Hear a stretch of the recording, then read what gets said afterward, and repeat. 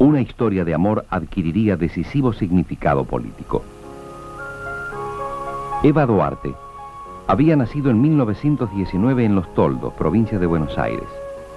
Cuando conoció a Perón, no había cumplido aún los 25 años. Ya tenía cierta fama como actriz radiofónica. La relación con Perón modificaría su vida.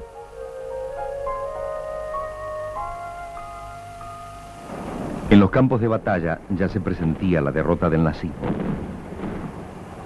Frente a la presión de los Estados Unidos, la posición neutralista de la Argentina se hizo insostenible. Sin demasiado entusiasmo, el 26 de enero de 1944, el gobierno militar rompió relaciones con los países del eje. La medida no consiguió reforzar la autoridad del presidente Ramírez, quien se debatía entre los amigos y los adversarios del cada vez más influyente Perón. Por fin, Ramírez renunció por fatiga el 9 de marzo. Y lo sucedió como presidente el general Farrell. Perón, en poco tiempo más, reuniría los cargos de vicepresidente, ministro de Guerra y secretario de Trabajo y Previsión. Su poder no podía ser mayor.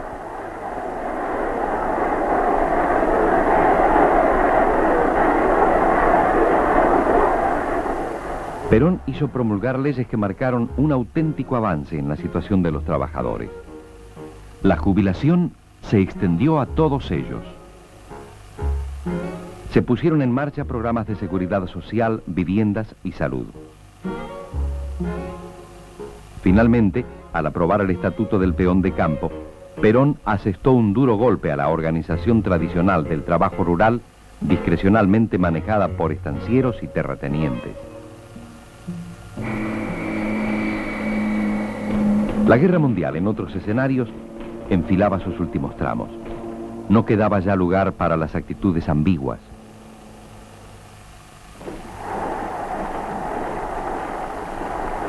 Los Estados Unidos, para reforzar su presión, llegaron a retirar su embajador de Buenos Aires. Farrell cedió. Declaró algo tardíamente la guerra al eje y firmó el Acta de Chapultepec, por la que se establecía un nuevo sistema interamericano dominado por los hermanos del norte. Solo entonces los norteamericanos se avinieron a designar un nuevo embajador. El enviado se llamaba Sprill Braden y se especializaba en distinguir los demócratas de los nazifascistas. El 7 de mayo de 1945, Alemania se rindió incondicionalmente a las fuerzas aliadas.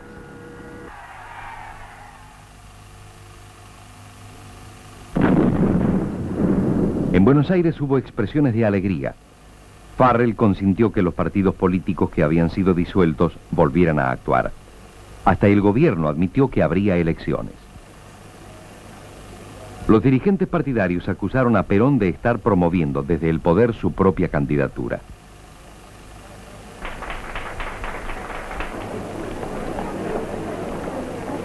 El 19 de septiembre, la oposición organizó una marcha de la Constitución y la Libertad. Los manifestantes desfilaron encabezados por sus líderes políticos y, aunque parezca mentira, por el embajador norteamericano Braden. Poco después, la crisis se precipitó. Los militares que se oponían a Perón formularon un duro planteo. El 9 de octubre, Perón se vio obligado a renunciar a todos sus cargos. El 13 fue arrestado en su domicilio y llevado a la isla de Martín García, pero el presidente Farrell ordenó, 2 días después, traerlo de vuelta a Buenos Aires para que fuese internado en el hospital militar. A las 2 de la madrugada del 17 de octubre de 1945, Perón ingresó en el hospital. La jornada iba a dividir en dos la vida argentina, antes y después del 17 de octubre. Grupos cada vez más nutridos que provenían de los barrios obreros y del cinturón industrial comenzaron a fluir hacia la Plaza de Mayo. La plaza se fue llenando con esas masas oscuras y olvidadas. Se mojaron, es cierto, los pies en las fuentes del paseo, pero no porque fueran el aluvión zoológico de que habló un político opositor a Perón, sino porque venían a dar testimonio de su presencia y a proclamar que ya no podrían ser excluidos de la vida del país. Pidieron a gritos la presencia de Perón. Finalmente se decidió ir a buscar a Perón al hospital militar.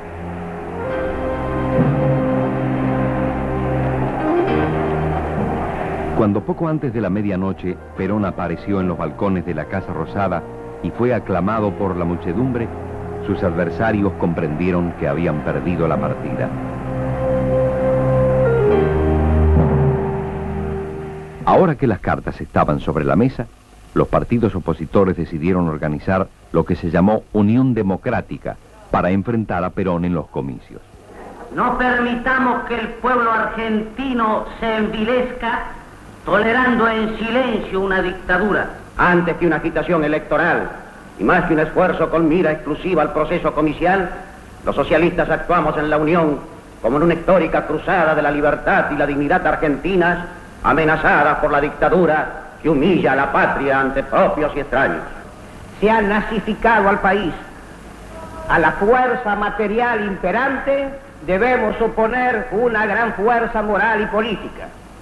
Votando por esa fórmula, el pueblo derrotará al eje nazi-fascista en la República Argentina. Allí estuvieron radicales y comunistas, socialistas y demócratas progresistas. Los radicales irigoyenistas no recibieron con entusiasmo la idea de oponerse a otra corriente popular. Finalmente, la Unión Democrática designó como candidatos a dos radicales alvearistas, José P. Tamborini y Enrique M. Mosca. Perón se lanzó a la campaña electoral por todo el país.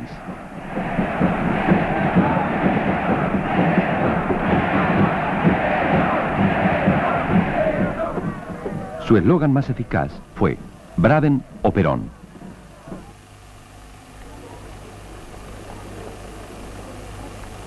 Por primera vez después de muchos años, la Argentina votó limpia y democráticamente el 24 de febrero de 1946.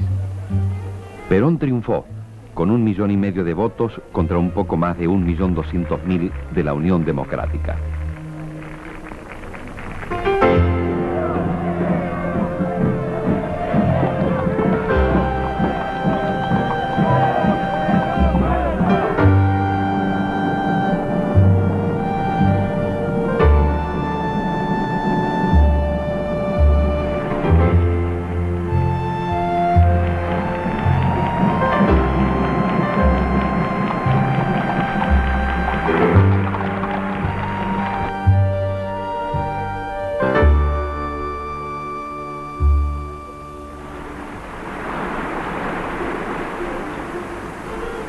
La primera etapa del gobierno peronista marcó el reingreso a la escena política argentina de las masas populares que habían hecho su primera aparición con Irigoyen.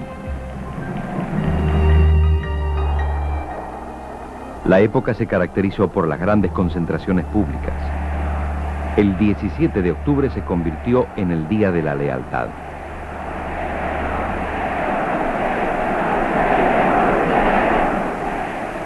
También el 1 de mayo, Día del Trabajo, se organizaban gigantescos actos en la Plaza de Mayo o en la Avenida 9 de Julio.